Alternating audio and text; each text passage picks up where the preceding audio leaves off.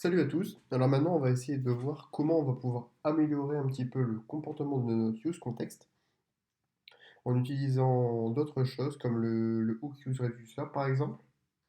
Et aussi, on va utiliser un tableau pour gérer les actions, pour sécuriser un petit peu ça. Parce que moi, je suis pas forcément fan de ce genre de notation. Et pareil, ici, quand on est dans les différentes steps, ça fait un petit peu hasardeux, quoi. Donc on va voir un petit peu comment on va gérer ça. Alors, pour rappel, où est-ce qu'on se trouve dans l'arborescence? On se trouve ici dans Use Context, avec nos petits steps. D'ailleurs, j'aurais pu créer un dossier pour mettre les steps, mais c'est pas, c'est pas très gênant. Allez, je vais le faire histoire de faire un truc propre. Voilà, hop, voilà. Alors, forcément, maintenant, ça ne va plus fonctionner. Ouais, voilà, hop. Et puis, je suppose que là, lui, il va nous dire qu'il connaît plus steps. Hop, donc voilà. Donc, qu'est-ce que je voudrais vous montrer? Déjà, on va attaquer par le use reducer, je pense. Donc moi, j'aime bien, comment j'aime aborder le truc. Alors déjà, en fait, on a déjà notre initial state, donc ça, ça va nous aider. Quoique, en fait, ce qu'il va nous falloir, ce sera plus qu'un objet vide, en fait, qui va contenir le forme. Ah non, la page aussi, ça va être intéressant. Ok, mais peut-être que ces choses-là, on n'aura plus besoin. Bref, alors, on va partir de on va partir de notre forme, tiens,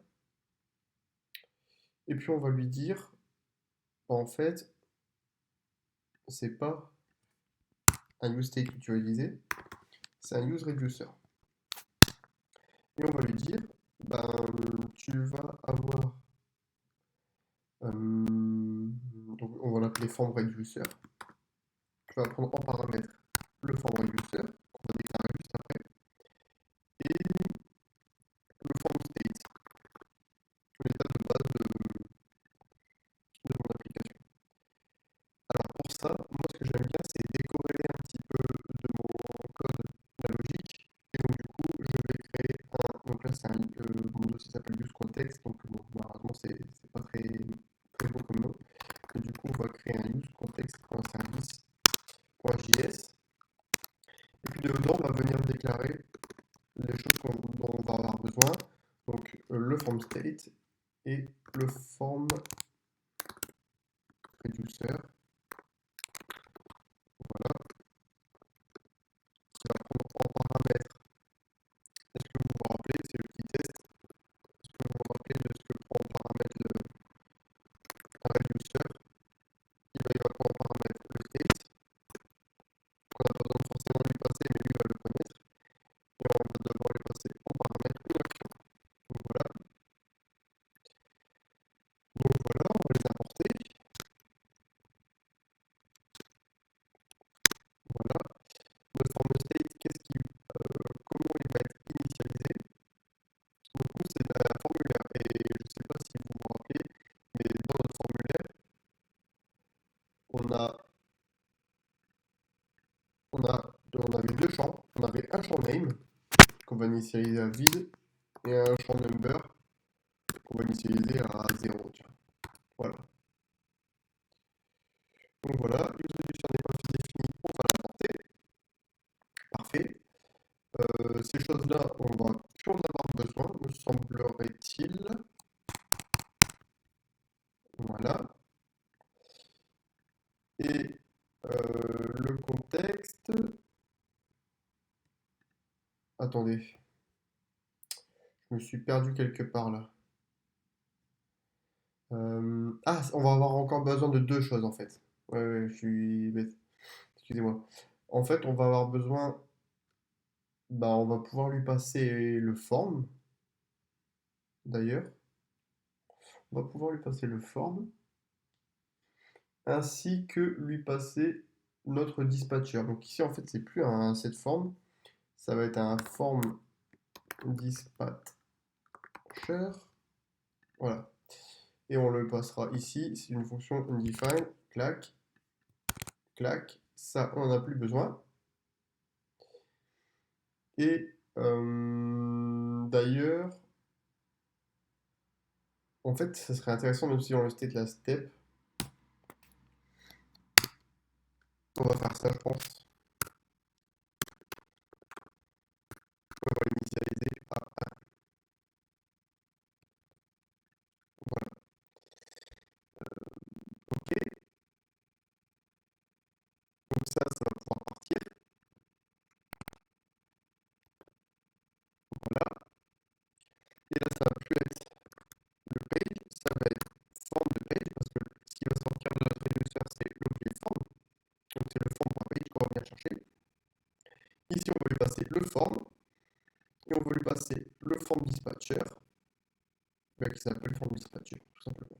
Et le set page, on n'en aura plus besoin. Donc vous voyez, faire ça, ça permet de supprimer une logique aussi qui n'est pas forcément utile d'avoir dans les enfants. Donc du coup, ici, qu'est-ce qu'on va avoir? On va maintenant avoir le form dispatcher, ça on n'en a plus besoin.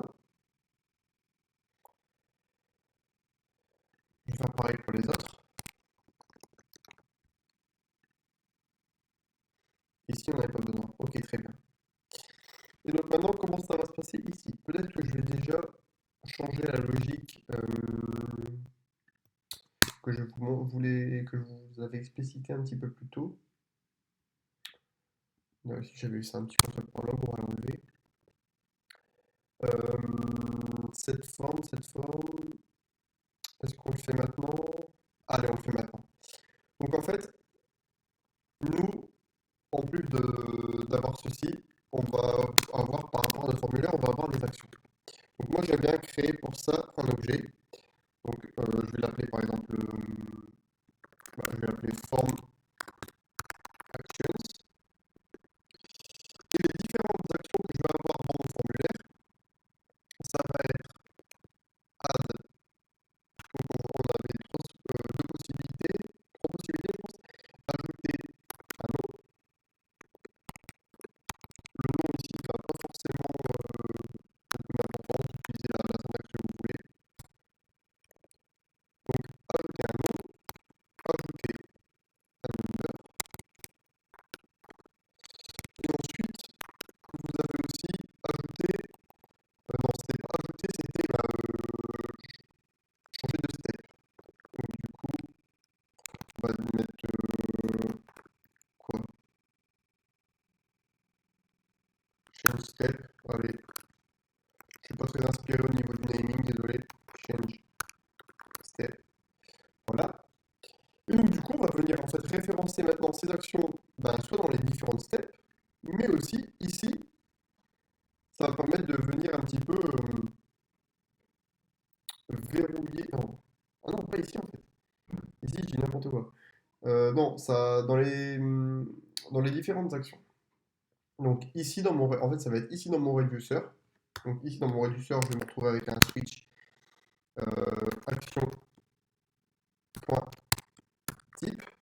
En fait, ces choses-là, ça va correspondre au type des actions. Et je vais avoir un case de form actions.name 2 points. Et je vais avoir ça pour les trois. Donc chaque action définie ici va avoir son petit réducteur. Voilà. Et par défaut, je vais tout simplement retourner le state.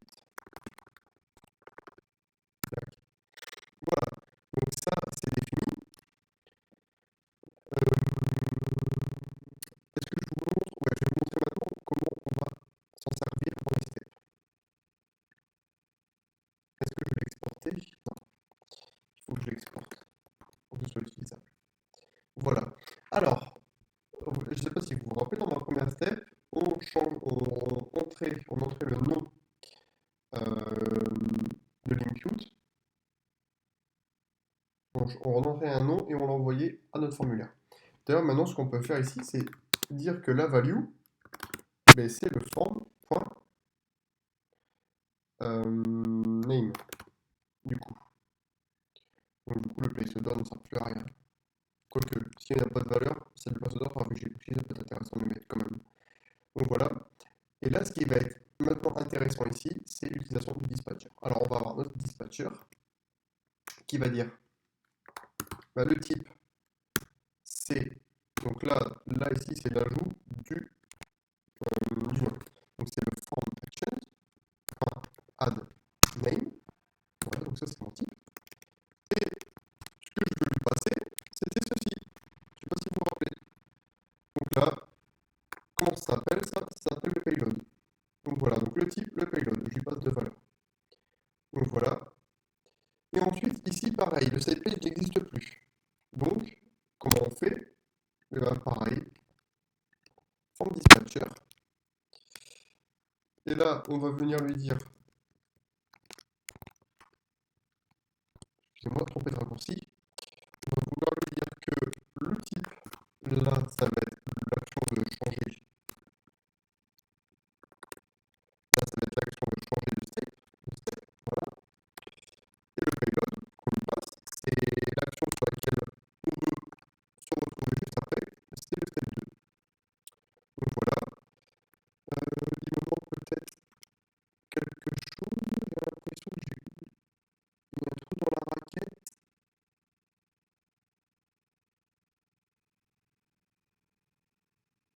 Ah oui, il me manque un. Voilà. Voilà, ça va mieux. Donc voilà. Ça, c'est fait. Dans la step 2, on va avoir le même comportement, sauf que c'est pas l'ajout du nom, ça va être l'ajout du number. Voilà. Clac. Passe à la ligne. On a commencé à avoir pas mal de choses. Et là, pareil, hein, ici, ça va être pareil.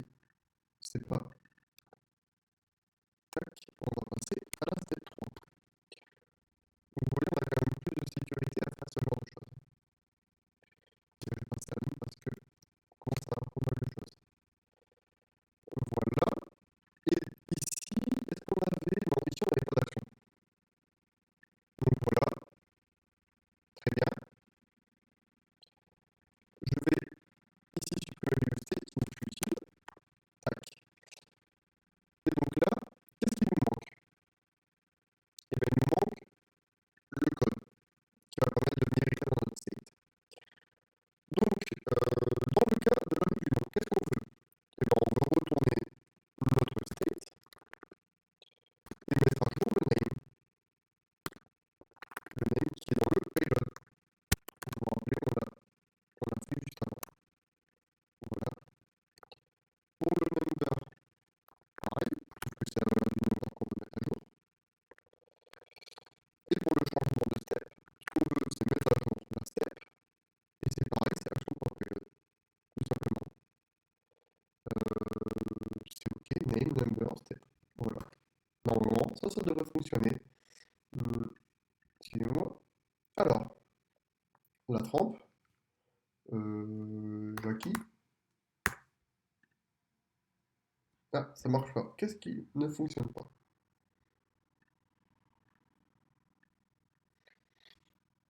Hop. Alors, qu'est-ce qui ne fonctionne pas?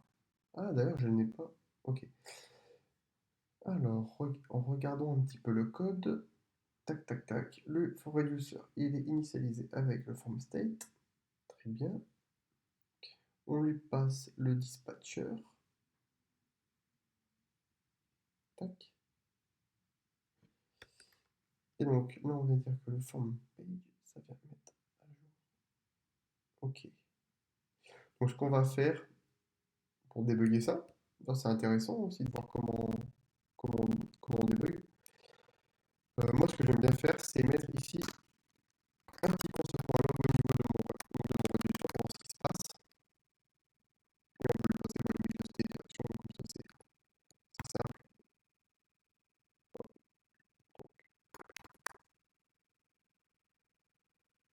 Donc là, on voit qu'en fin de tâche, à chaque fois qu'on rentre une valeur, c'est mis à jour. Donc c'est très bien. Là, on voit que le payload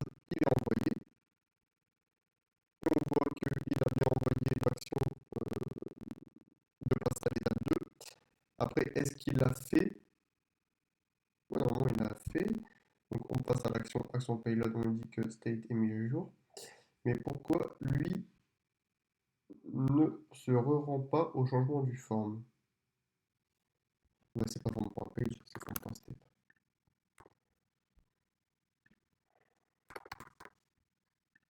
Ah, ça fonctionne mieux. Jackie, Jackie vient du 159, 189. Et voilà. Donc on a beaucoup d'actions dans le state, mais normalement on a un comportement qui est bien géré et bien décorrélé. Donc voilà, vous voyez qu'on se retrouve avec un initial state qui est plus léger, moins de choses qui sont passées ici en props, et des choses qui sont claires. On a le contenu et la manière de modifier le contenu. Donc voilà. Et ensuite, on a dans les steps les différentes actions. Donc voilà, j'espère que c'est clair. On peut aussi encore améliorer un petit peu en changeant ceci et en recréant une fonction pour chaque. Ça peut se faire aussi. Mais bon, moi je trouve que c'est assez clair en utilisant ce type de notation, je trouve ça assez clair. On voit que notre action, c'est le fait d'ajouter un nom ici et on lui passe la valeur. Voilà. Donc voilà, j'espère que cette vidéo vous a plu. Le code sera sur GitHub comme d'habitude. Et je vous dis à la prochaine.